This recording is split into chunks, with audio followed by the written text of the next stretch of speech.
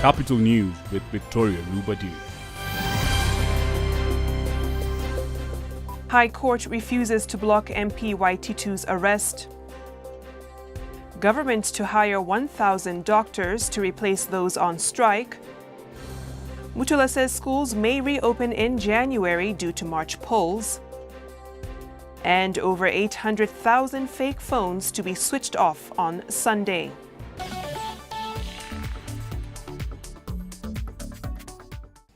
It's the 26th of September 2012. Thank you for joining us. Let's jump right into our top stories of the day. Embakasi MP Ferdinand Waititu has failed to block his impending arrest after the High Court declined to grant him anticipatory bail. High Court Judge Mumbi Ngugi instead directed that legislator to appear before the Nairobi Principal Magistrate Paul Biwott on Thursday morning to face charges of incitement to violence. The High Court directive came moments after Biwott issued a warrant for the arrest of the Assistant Minister, who is accused of inciting communities living in Nairobi's sprawling Kayole estate. Waititu had moved to the High Court saying he was being condemned unheard and wanted his looming arrest stopped. Through his lawyer Evans Ondieki, he also alleged that his position as an assistant minister was in jeopardy as powerful individuals from one community were pushing for his arrest. He further wanted the court to determine an apparent conflict in the Constitution relating to freedom of speech and hate speech. Earlier in the day, police filed charges before the magistrate's court claiming that the MP had gone into hiding and their plea to have him record statements were unsuccessful.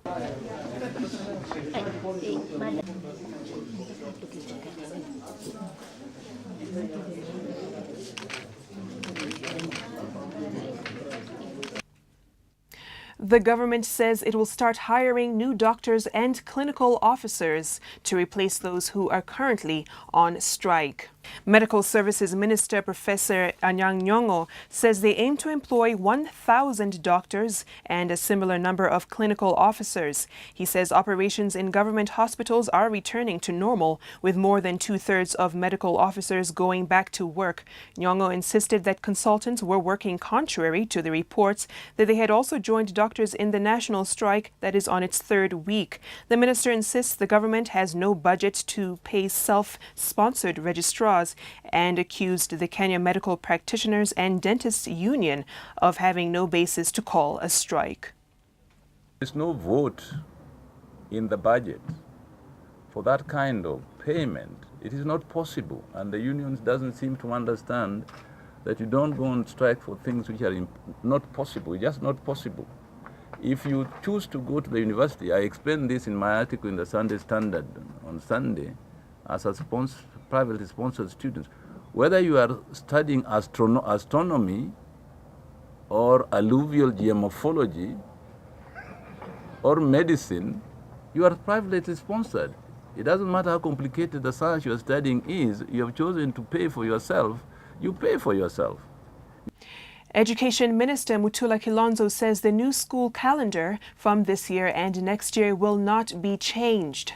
He also maintains that the new dates for examinations and school terms announced on Tuesday are not negotiable. Speaking during a press conference at his office, the minister affirmed that the term will go for 38 weeks as earlier announced. He stated there will be no preference to private schools and urged them to take advantage of the added time to improve their performance. He, however, has said that there is a possibility of opening schools early next year instead of the planned February date.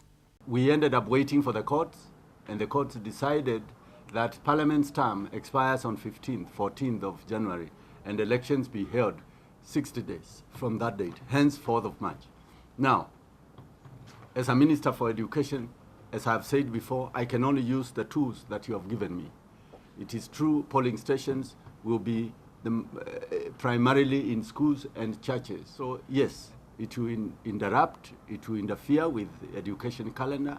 I've said this before, even before I came to education, but I have to use the tools that my country places on my hands. And finally, about 680,000 fake phones on Safaricom's network will be switched off come midnight on Sunday, on the 30th of this month. Meanwhile, Airtel will switch off 100,000 on its network. Safaricom CEO Bob Collymore says the process will take them at least 15 hours to complete. Safaricom is the country's largest mobile operator with 19 million customers, while Telkom Orange will switch off 20,000 fake handsets and U-Mobile will switch off 45,000. The controversial move by the Communication Commission of Kenya to eradicate the market of the fake phones has received quite a bit of opposition from consumers who unknowingly purchased the handsets.